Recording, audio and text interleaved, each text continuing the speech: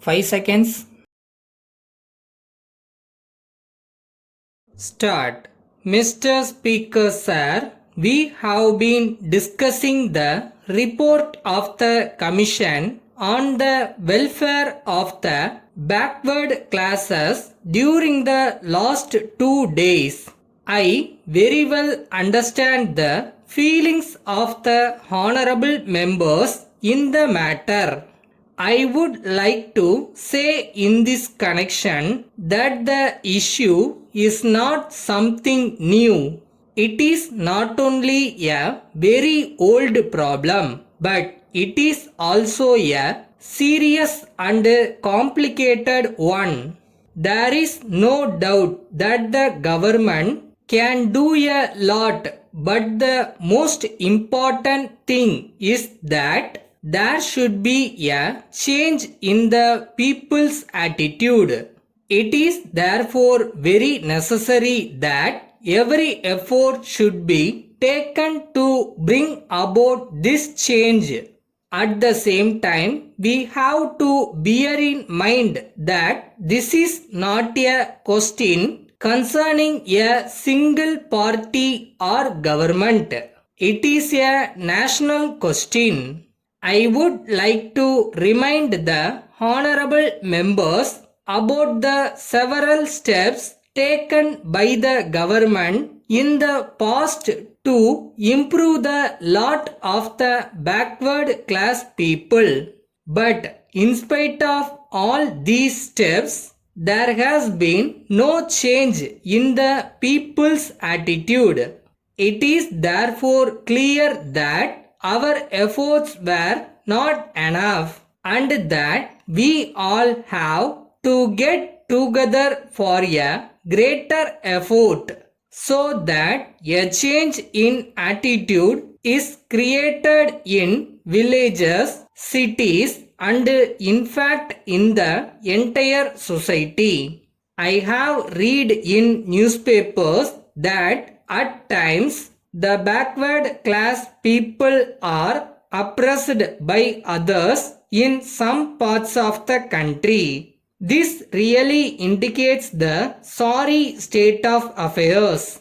I intend to meet the chief ministers of all the states as soon as possible to discuss about the steps to be taken to check this evil.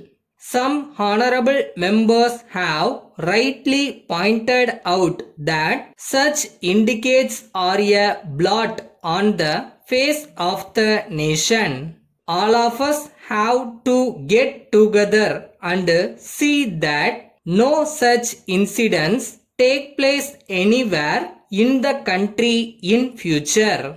Our backward class brothers and sisters also, on their part, should themselves be vigilant so that whenever they feel that the atmosphere is not congenial to their well-being, they should inform the concerned authorities immediately. I know that such incidents at times occur all of a sudden.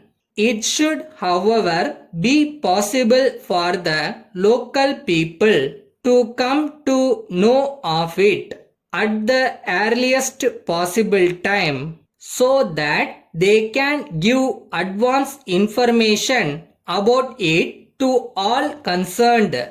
Now, it is our national responsibility to see that our progress and development are accelerated.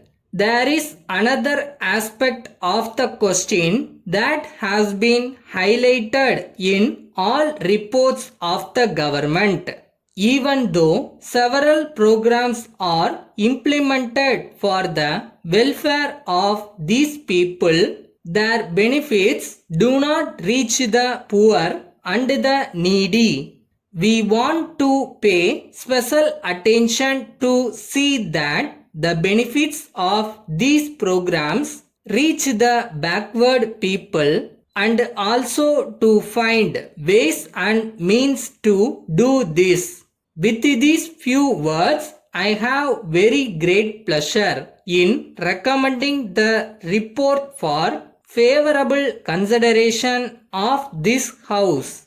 Letter from the General Manager, Nathan and Company, Madras, to the General Manager, Messrs. Swami and Company, Salem. Dear Sir, we wish to inform you that all the goods ordered by you during the last few months have been supplied by us promptly and as per your requirements. We are, however, very sorry to inform you that our bills for the past 7 months have not yet been paid, in spite of several reminders to you in the matter. We are aware that in the past you have been very regular in your payments and that we had no occasion at all to make any complaint to you about delays in respect of payment of any bill. In order to have cordial relationship in our business activities, it is necessary that such delays are avoided to a great extent in the future.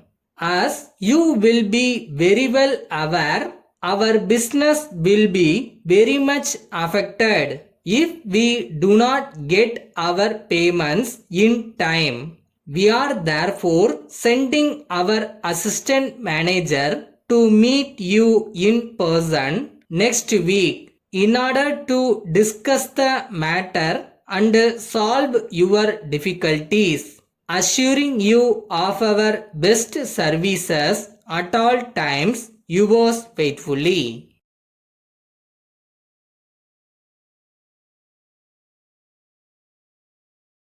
நம்மளோட திறமையை வளர்த்துக்கிற at the same time நம்ம வருவோம் அப்படின்னு நம்புகிறேன். அந்த confidence உங்ககிட்ட இருக்கணும்.